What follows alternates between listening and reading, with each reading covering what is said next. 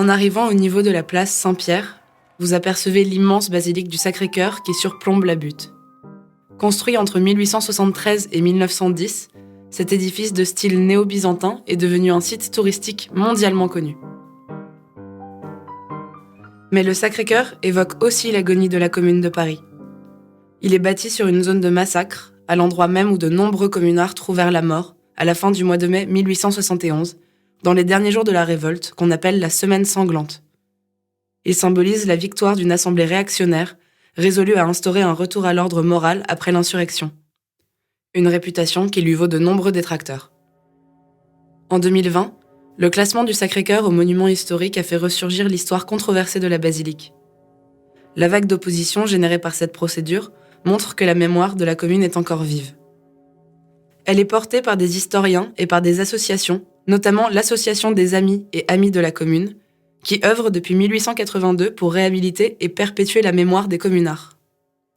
S'il y a bien un nom qui n'est pas tombé dans l'oubli, c'est celui de Louise Michel. C'est d'ailleurs ainsi qu'a été baptisé le jardin qui s'étend devant vous, au pied de la basilique. Entrez dans le square et trouvez un endroit tranquille.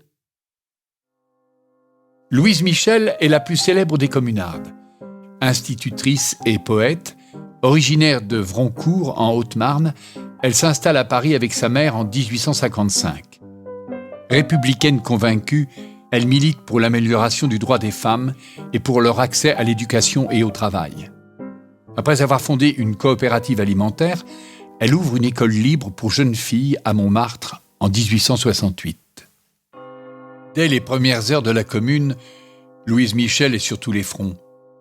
Elle fréquente les clubs politiques et fonde le comité de vigilance des femmes de Montmartre, dont la mission est de porter secours aux blessés. Elle se bat aussi sur les barricades, aux côtés des soldats de la garde nationale. Elle échappe à la mort plusieurs fois avant de se rendre dans les derniers jours de la révolte. Déportée au bagne de Nouvelle-Calédonie pendant 7 ans, elle rentre en France en 1880 grâce à la loi d'amnistie et signe son retour par un discours mémorable à l'Élysée-Montmartre. Elle embrasse alors la cause anarchiste. Louise Michel poursuit son activité militante pendant plus de 20 ans en multipliant les conférences et les séjours en prison. Surnommée la Vierge Rouge, elle a livré son expérience de révolutionnaire dans ses mémoires en 1886, puis dans un texte intitulé « La Commune en 1898 ». En mars 1871, à la veille de l'insurrection, Louise Michel est âgée de 40 ans. Elle nous accompagne pendant notre balade. Montmartre, belle ville, ô légion vaillante, venez, c'est l'heure d'en finir. 10 mars 1871. La Prusse a fini par remporter la guerre. Incapable de défendre le pays, le gouvernement provisoire s'est résolu, comme l'empereur, à signer l'armistice. L'Assemblée nationale, dominée par les capitulars, choisit de siéger à Versailles et de placer Adolphe Thiers à la tête du pays. La plupart des Parisiens rejettent cette autorité qui ne les représente pas. Eux sont majoritairement républicains et ils ne veulent pas entendre parler d'une capitulation.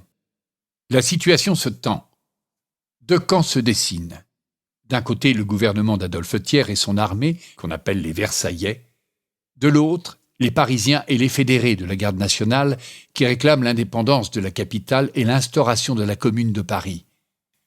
L'insurrection approche. Rendez-vous au sommet de la butte, rue Saint-Éleuther, au niveau du square Nadar pour assister à la suite des événements.